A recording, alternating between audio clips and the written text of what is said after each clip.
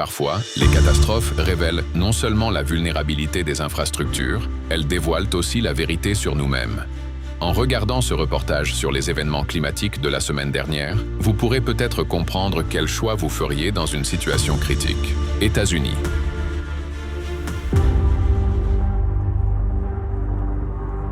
Depuis le 22 février, le nord-est des États-Unis est frappé par une violente tempête de neige.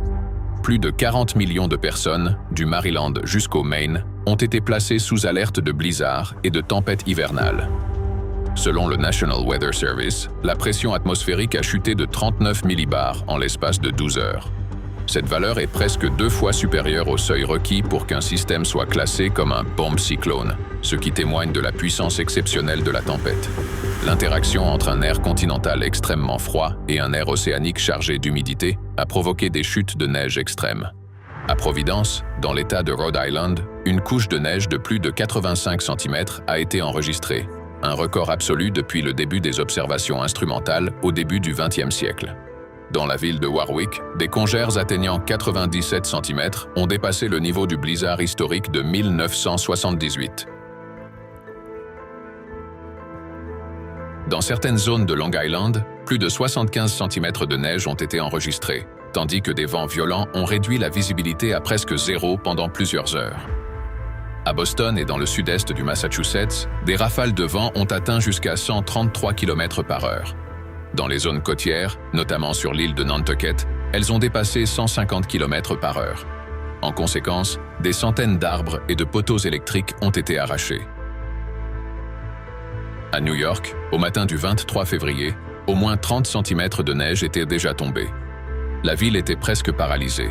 Les cours ont été annulés et les rues sont restées désertes. 4000 employés municipaux ont été mobilisés pour dégager les routes, les trottoirs et les arrêts de transport public.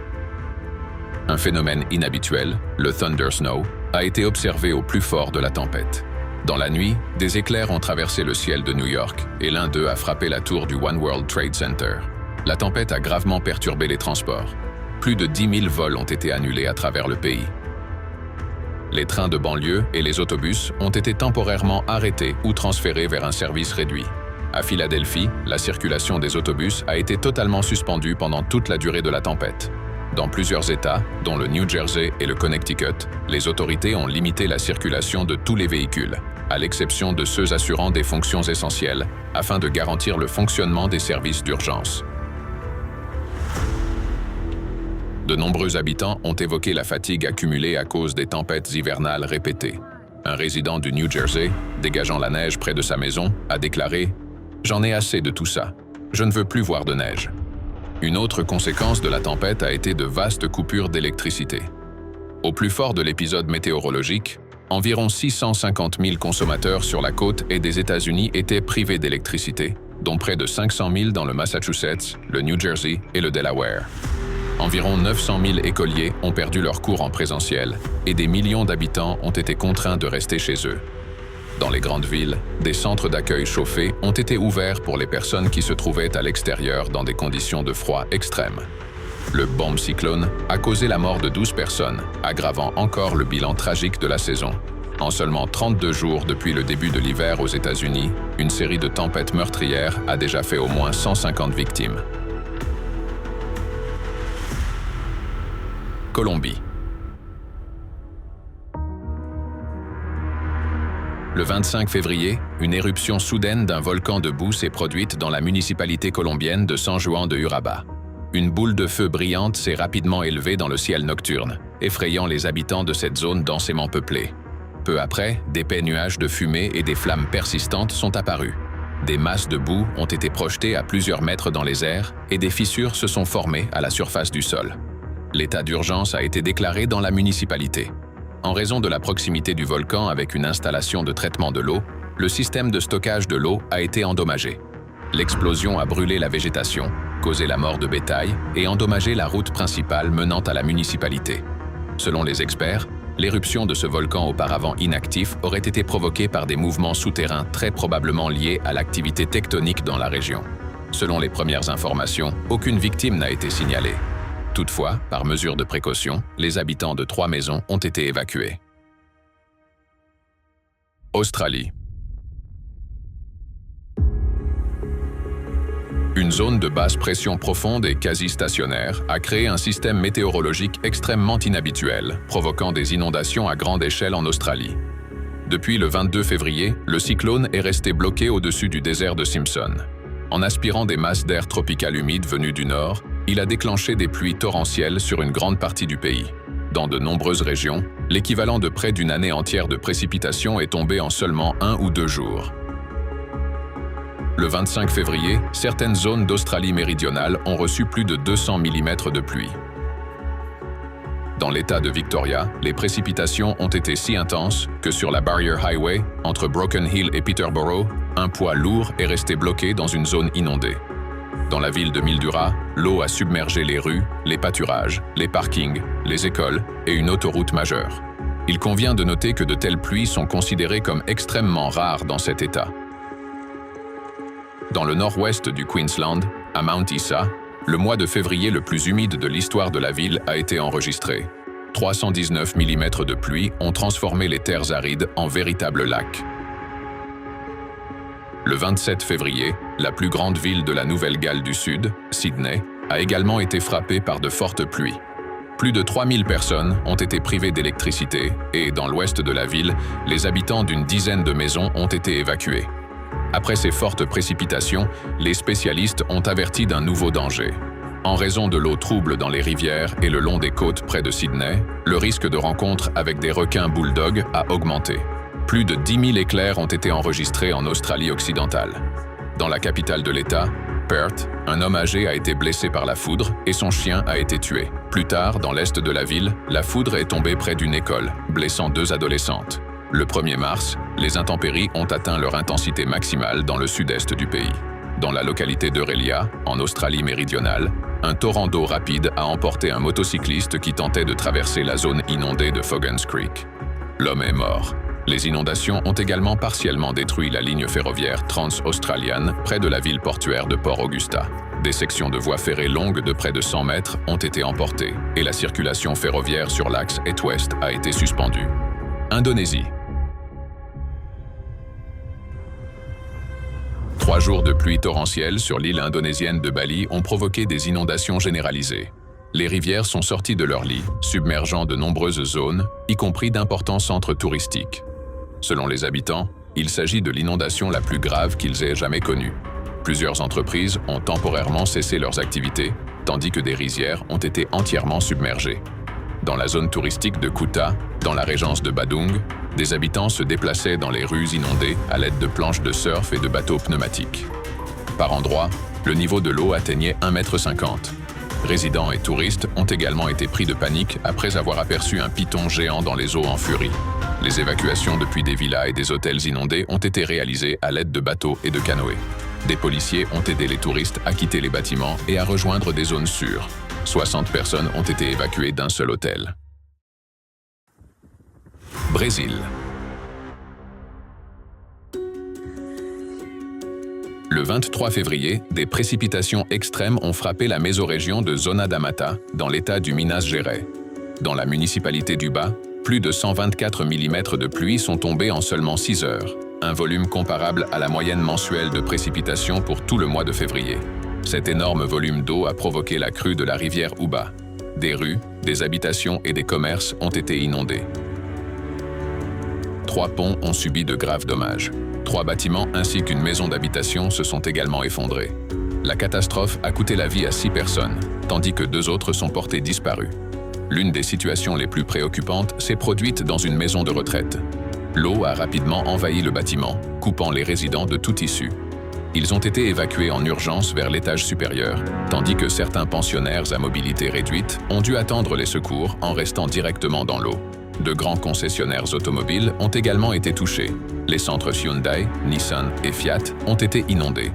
La pluie torrentielle a également submergé une entreprise de pompes funèbres. Sur des vidéos filmées par des témoins, on voit des cercueils emportés par le courant dans les rues.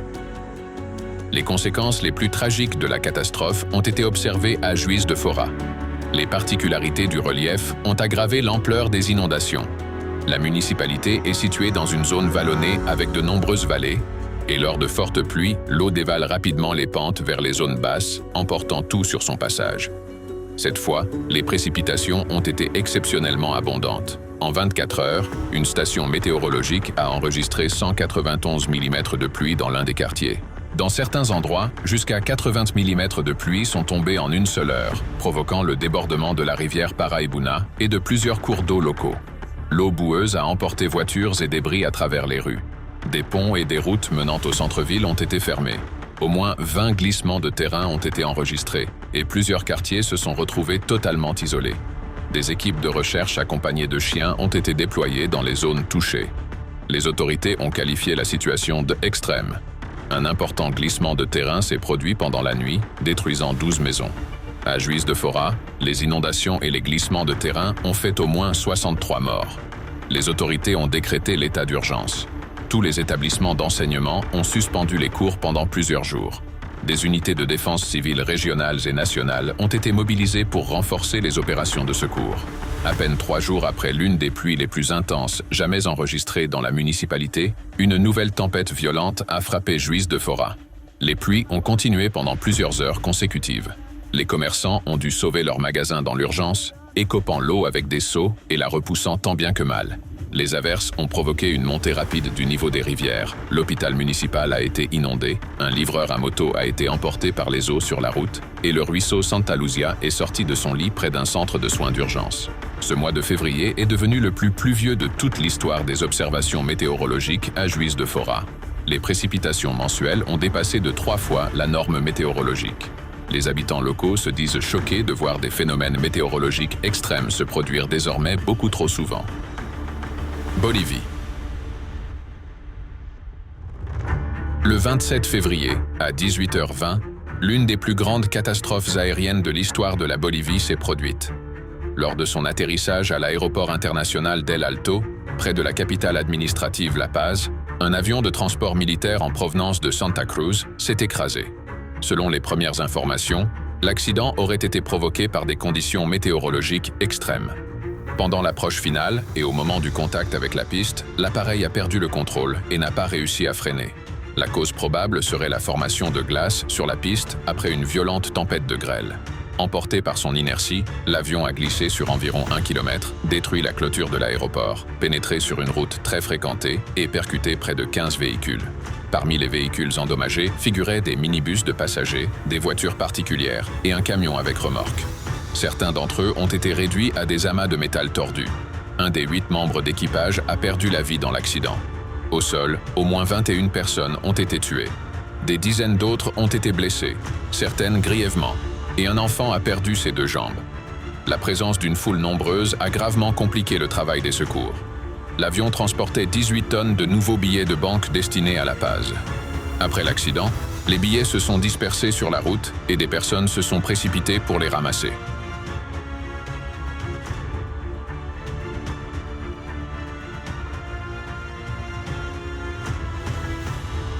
Les pompiers ont d'abord dispersé la foule à l'aide de canons à eau, puis la police arrivée sur place a utilisé des gaz lacrymogènes.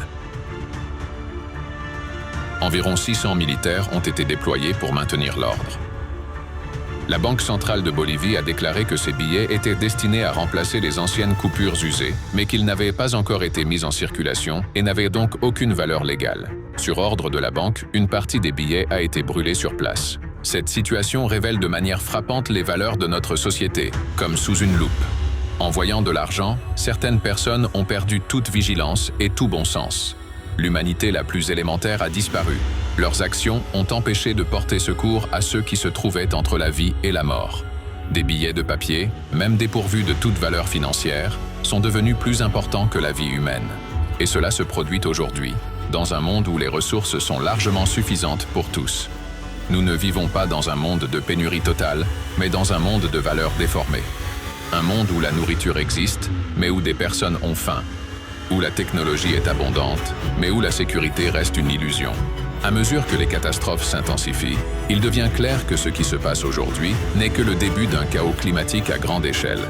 De nombreux pays vivent déjà dans un cycle permanent de catastrophes naturelles. Pourtant, de véritables mesures pour résoudre ce problème ne sont toujours pas prises. La planète traverse aujourd'hui de profondes transformations climatiques et géodynamiques, et la présence de microplastiques et de nanoplastiques amplifie leurs effets destructeurs. Pourtant, La majorité reste indifférente. Peu leur importe que quelque part des personnes soient ensevelies sous la neige, qu'ailleurs des inondations catastrophiques se produisent, ou que des populations aient perdu l'accès à l'eau potable après une éruption volcanique. Tout cela semble n'être qu'une chronique lointaine, qui ne les concerne pas. Mais lorsque ces événements nous atteignent, tout change. À ce moment-là, ni l'argent ni les économies ne pourront aider. Les fonds électroniques peuvent disparaître instantanément, une seule puissante éruption solaire suffit. L'argent ne protège pas du froid, l'or ne rassasie pas la faim, et les diamants n'étanchent pas la soif. La seule aide vient de quelqu'un qui se trouve simplement à proximité et qui décide d'agir. Ce peut être une personne que vous ne connaissez pas, reliée à vous uniquement par une situation extrême. Pourtant, elle peut vous tirer des décombres, partager de l'eau ou vous offrir un abri contre le froid. À cet instant, votre vie devient pour elle plus précieuse que toute richesse matérielle. La seule ressource véritablement durable n'est ni le pétrole, ni l'or, ni les comptes bancaires. C'est la capacité des êtres humains à rester humains. Les catastrophes sont une épreuve sévère qui ne met pas seulement à l'épreuve les économies et les systèmes financiers. Elles mettent à l'épreuve notre humanité.